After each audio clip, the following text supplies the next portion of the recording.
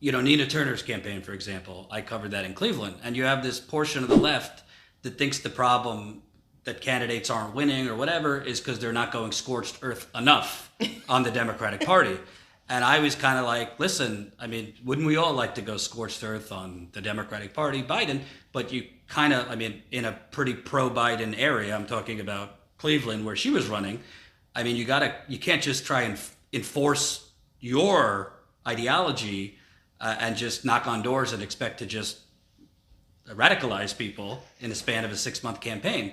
And a lot of people don't like that. They think, no, we have to, even if it means losing, we have to, just bash the Democratic Party, this and that. I wanted to ask you because, frankly, most people you're knocking on doors are not like hardcore progressives. They probably don't even have time to watch much news or politics.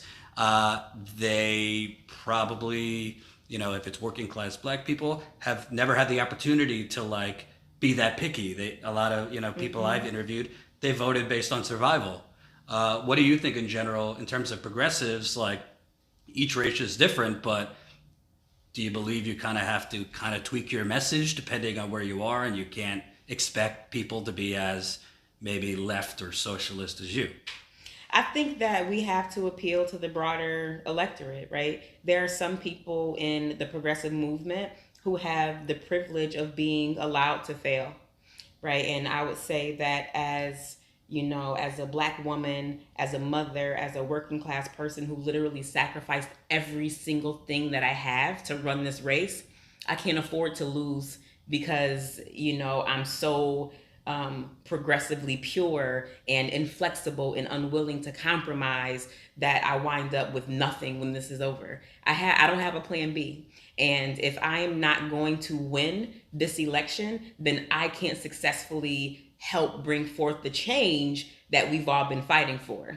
If we keep losing because we think that these super, I won't even say super progressive, just these highly intellectualized arguments that we're trying to have at the polls are not always winning.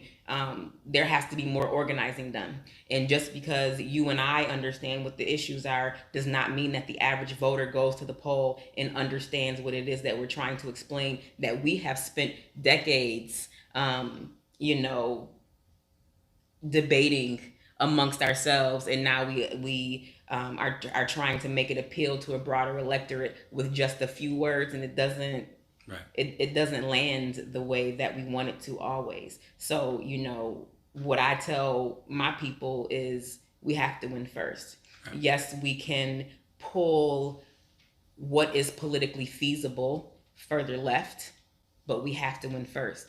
At this point, at this stage in the game, the power that we wield is in protest. The power that we wield is in our opinions, but what we have to do is we have to convert that into political power. And we've seen it work in the legislative branches. We see city council people who are progressive being elected. We have Congress people now, and for the first time in a half century, we have an opportunity to elect a progressive executive who has influence over budgets, and has the ability to implement participatory budgeting and co-governance and really lead with the deeply democratic principles that we're all fighting for. But again, gotta win first.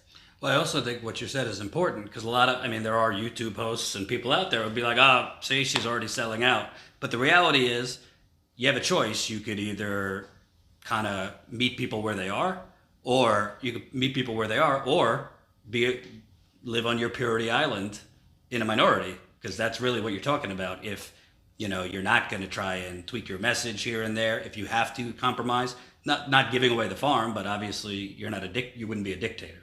I can't live on a purity island. The message that I promote and what I'm running on are things that would appeal to a person like me. I am not moderate by any means, but I still have the challenges of folks who are disadvantaged, right? And I think that while we're talking about progressivism, we have to address the nuances and complexities that are involved at the intersection of race, of gender, of sexual orientation, of class, right? And there are challenges that I face that a lot of my counterparts who I'm having some of these discussions with don't, right? I'm the mother of 4 Black boys. And if I'm not concerned about the police murdering them, I'm concerned about their peers murdering them. So I can not only address an issue of policing, I have to address issues of broader community safety and how we reduce violent crime overall. And that means affordable housing, quality education, healthcare, quality jobs, you name it, right? Also, just thinking about health outcomes in our community, thinking about the built environment, thinking about pedestrian safety for my mobility challenged grandmother and things like that. Like my worldview informs how I make decisions and how I choose to pursue policy, with justice in all of its forms being the North Star, but knowing that it's a process that gets us there.